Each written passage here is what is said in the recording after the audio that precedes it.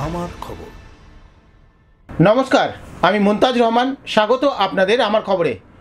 এর আগে আমরা একটি এপিসোড দেখিয়েছিলাম মুখ্যমন্ত্রী মমতা বন্দ্যোপাধ্যায়ের ধমক। হ্যাঁ, ধমক দিচ্ছেন কাদের?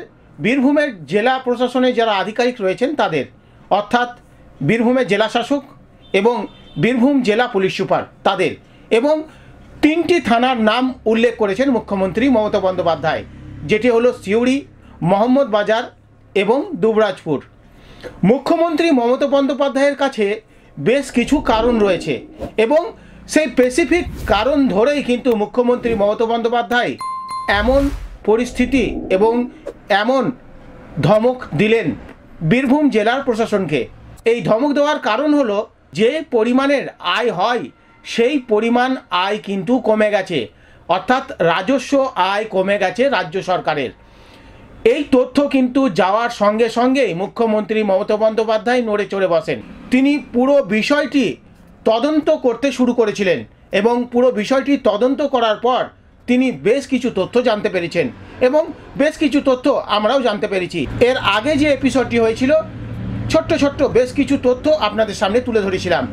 আমরা বলেছিলাম এর পরের এপিসোড বালি নিয়ে করব। বালি নিয়ে করার আগে আমরা পাথর অর্থাৎ ডিসিআরের বিষয় নিয়ে আর একবার এপিসোডে এলাম। এপিসোডে আসার উদ্দেশ্য হলো রাজস্ব আয়, অর্থাৎ পশ্চিমবঙ্গের যে রাজস্ব আয় সেই রাজস্ব আয়ে এবার হাত পড়েছে।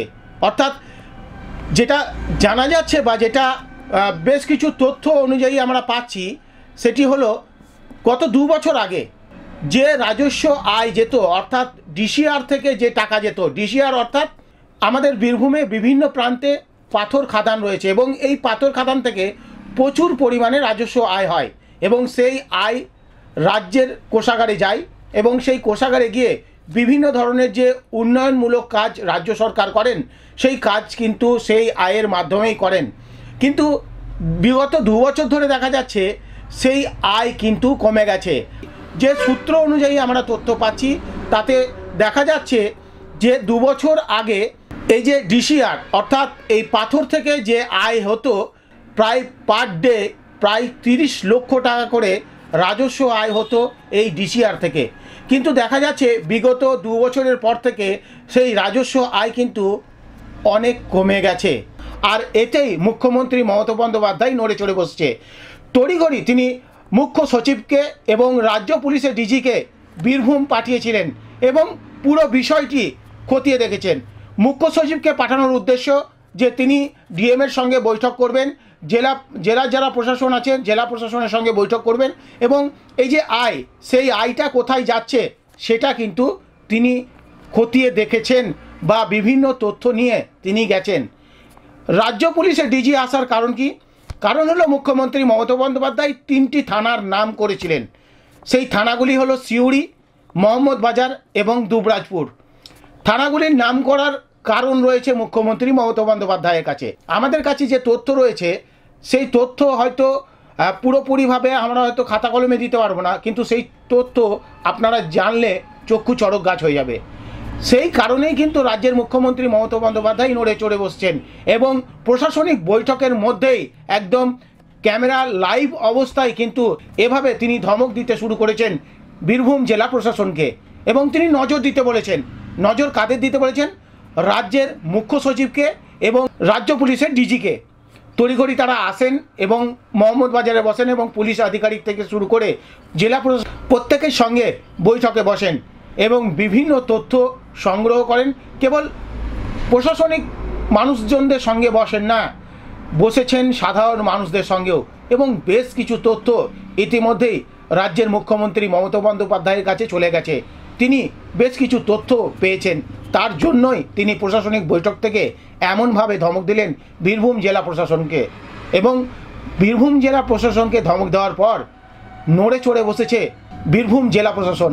কারণ হলো যে খবর আমরা পাচ্ছি যে ডিসিআর বা যে পাথর থেকে যে বেআইনিভাবে গাড়ি থেকে হাজার হাজার টাকা নেওয়া হচ্ছিল, রাজ্য মুখ্য সচিব আসার পর এবং রাজ্য পুলিশের ডিজি আসার পর সেই টাকা নেওয়া বন্ধ রয়েছে এবং সেই টাকা কিন্তু নেহাতি কম পরিমাণে নয়।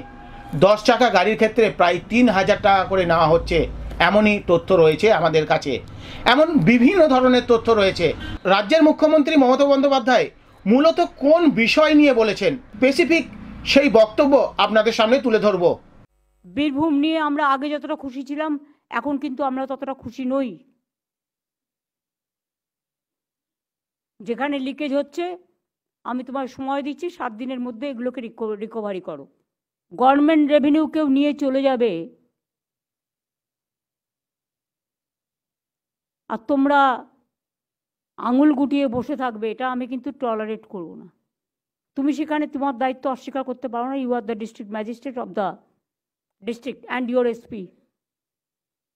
কিছু আইসিও যা ইচ্ছে তাই করে বেড়াচ্ছে। কী করছে? দুবরাজপুরের আইসি, সিউড়ির আইসি, মোহাম্মদ বাজারের আইসি। তোমরা কি ভাবো যে আমার নলেজে কিছু নেই? আমি এখান থেকে বসে সব খবর রাখি। কাজে আমার হাত থেকে মানুষের জন্য কাজ না করলে আমি কিন্তু তাকে রেয়াত করি না। ভালো করে দেখে নাও, আমি তোমার 7 দিন টাইম দিলাম। আপনারা সেই বক্তব্য শুনলেন এবং পরিষ্কারভাবে বুঝতে পারলেন কি নিয়ে ক্ষুব্ধ মুখ্যমন্ত্রী মমতা বন্দ্যোপাধ্যায়। একদিকে যখন রাজ্যের যে রাজস্ব আয়, সেই আয়ে কিন্তু হাত পড়েছে অন্য বেশ কিছু অসাধু ব্যবসায়ীদের, সেটা কিন্তু ইতিমধ্যেই বুঝতে পেরেছেন রাজ্যের মুখ্যমন্ত্রী মমতা বন্দ্যোপাধ্যায়। তাই তিনি প্রশাসনিক বৈঠকেই এমনভাবে বীরভূম জেলার ক্ষেত্রে ধমক দিলেন বীরভূমের আধিকারিকদের। এইভাবে যদি সরকারি রাজস্ব আয় কমে যায় তাহলে রাজ্যের উন্নয়নের ক্ষেত্রে বাধা হয়ে দাঁড়াবে বলে মনে করছেন অর্থনীতিবিদরা। এমনই নানান তথ্য নিয়ে আপনাদের সামনে আবারও হাজির হব। নমস্কার। শান্তিনিকেতন গোয়ালপাড়া তালতর রোডে তৈরি হয়েছে অত্যাধুনিক পরিষেবা সম্পন্ন একটি ইংরেজি মাধ্যম স্কুল, কলেজ গুরুকুল শান্তিনিকেতন। স্কুলে রয়েছে smart classroom, activity based learning, NEET ও আইআইটি জেইই প্রস্তুতি, অলিম্পিয়াডের প্রস্তুতি, ইনডোর স্টেডিয়াম এবং ট্রেন্ড ফ্যাকাল্টিজ। নার্সারি থেকে দ্বাদশ শ্রেণী পর্যন্ত ভর্তি চলছে। বিস্তারিত জানতে যোগাযোগ করুন 9609039000 এই নম্বরে।